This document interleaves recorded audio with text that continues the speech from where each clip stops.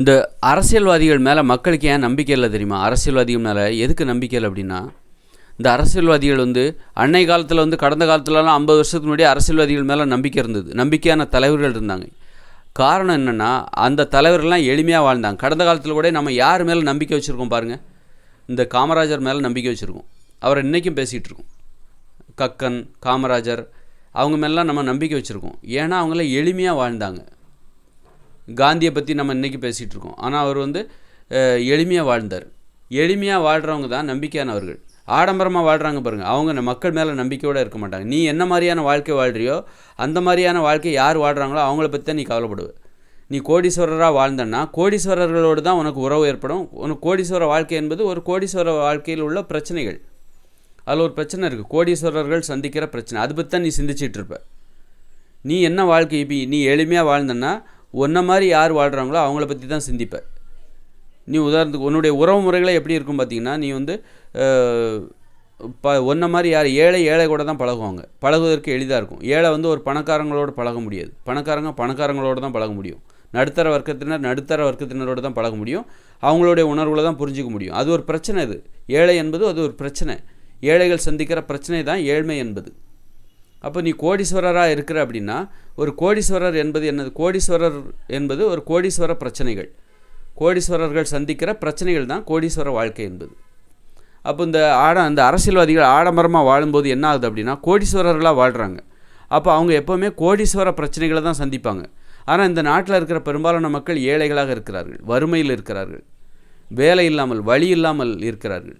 பெரும்பான்மையான மக்கள் 70% மேலே உள்ள மக்கள் அல்லது ஒரு 40% மக்கள் ஏழ்மையில் இருக்காங்க. ஒரு 30% மக்கள் நடுத்தர வர்க்கத்தினராக இருக்கிறார்கள். அப்புறம் கொஞ்சம் பேர் லட்சவாதிபதியாக இருக்காங்க. கொஞ்சம் சொற்ப சதவீனர் கோடீஸ்வரர்களாக இருக்கிறார். அப்போ இந்த அரசியல்வாதி கோடீஸ்வரராக வாழும்போது யாரை பற்றி யோசிப்பாங்க? கோடீஸ்வர வாழ்க்கையை பற்றி தான் ஆனால் அந்த வாழ்க்கையில் ஒரு பிரச்சனைகள் இருக்குது. அதை பற்றி தான் அவர் யோசிப்பார். எங்கே கோடி அடிக்கலாம், இந்த கோடியை வச்சுக்கிட்டு நம்ம எவ்வளோ பெரிய வீடு கட்டலாம், அந்த வீட்டுக்கு என்ன ஆச்சு, பெயிண்ட் அடித்தாங்களா இல்லையா, அந்த வேலை முடிஞ்சுதா இல்லையா, மேஸ்திரி வந்தாரா இல்லையா, அந்த பணம் வந்துதா இல்லையா, அதற்கு தேவையான சம்பளம் கொடுக்கணுமே, அந்த கோடிக்கணக்கான அந்த லஞ்ச பணம் வந்துச்சா இல்லையா அப்படின்னு அவர் ஒரு கோடீஸ்வரராக இருக்கிற அரசியல்வாதிகள் கோடீஸ்வர வாழ்க்கையை பற்றி தான் யோசிப்பார். கோடீஸ்வரர்களை பற்றி தான் கவலைப்படுவார். கோடீஸ்வரர்களை தான் நண்பர்களாக நினச்சிப்பார். அவங்களுடைய உணர்வுகளை தான் புரிஞ்சுப்பார்.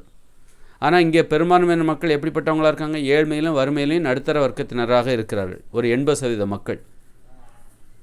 அப்போ இந்த மக்களை பற்றி நீ யோசிக்கவே முடியாது ஒன்றால். ஏன்னா நீ கோடீஸ்வர வாழ்க்கையை போயிட்டு இப்போ உன்ட்ட பல கோடிகள் இருக்குது. இந்த அரசியல்வாதிகளிடம் ஏகப்பட்ட கோடி, 100 கோடி 1000 கோடி கூட வச்சுருக்காங்க.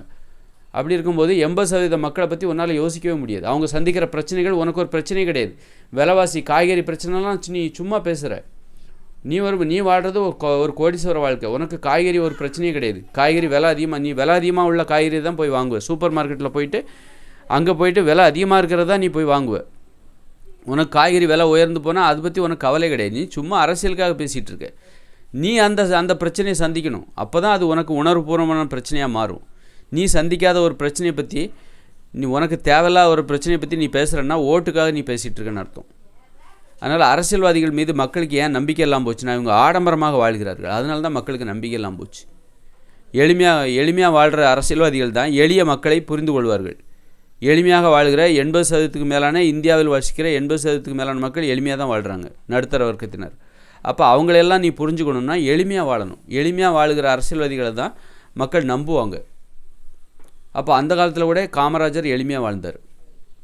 அப்போ அதனால தான் நம்ம அவரை நம்ம இன்றைக்கும் நினச்சிட்டு இருக்கோம். அதனால தான் அவர் மக்களை பற்றி கவலைப்பட்டார், எளிய மக்களை பற்றி கவலைப்பட்டார். அதனால் அவரே ரொம்ப காரு பெரிய பங்களான்னு வச்சுருந்தான்னு வைங்க, அவரும் கோடீஸ்வரரை பற்றி தான் கவலைப்பட்டிருப்பார்.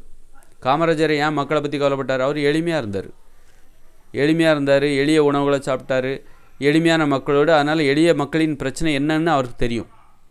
எளிய மக்களாக வாழ்ந்து எளிய மக்களின் பிரச்சனை என்னன்னு தெரிஞ்சது. அதனால தான் எளிமையானவர்களை பற்றி அவர் யோசித்தார், கவலைப்பட்டார். அதற்கான பிரச்சனைகளுக்கு என்ன தீர்வு தேவைன்னு அவர் கண்டுபிடிச்சார்.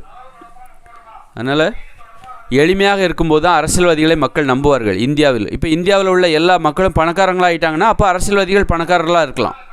அப்போ அரசியல்வாதிகள் பணக்காரர்களாக இருக்கக்கூடாது அப்படின்னு கேட்டாங்கன்னா, இந்தியாவில் உள்ள மக்கள் பணக்காரர்களாக ஆகிவிட்டால், எல்லாருமே பணக்காரனாகிட்டால் நீ பணக்காரனாக இருந்துரு. ஆனால் இங்கே 80% மக்கள் ஏழையாக இருக்காங்க, வறுமையில் இருக்காங்க. அப்படி இருக்கும்போது நீ எப்படி பணக்காரராக ஆகலாம்? நீ எப்படி கோடீஸ்வர வாழ்க்கைக்கு போகலாம்? அப்போ நீ எப்படி ஏழைகளின் பிரச்சனையை உன்னால் எப்படி தெரிஞ்சுக்க முடியும்? ஏழைகளுடைய பிரச்சனை உனக்கு பிரச்சனையே இல்லாத போது நீ ஏழைகளை பற்றி எப்படி கவலைப்பட முடியும்? நீ சந்திக்கிற பிரச்சனைகள்லாம் இப்போ வேறு மாதிரி ஆயிடுச்சு. நீ கோடீஸ்வரர் ஆகிட்ட.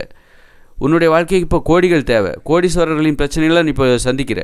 அதை பற்றி தான் நீ கவலைப்படுவ. அதை தக்க வச்சுக்கணும். அந்த வாழ்க்கையை யார்கிட்ட லஞ்சம் வாங்கினா அந்த கோடீஸ்வர வாழ்க்கையை தக்க வச்சுக்க முடியும் அப்படின்னு தான் நீ கவலைப்படுவ.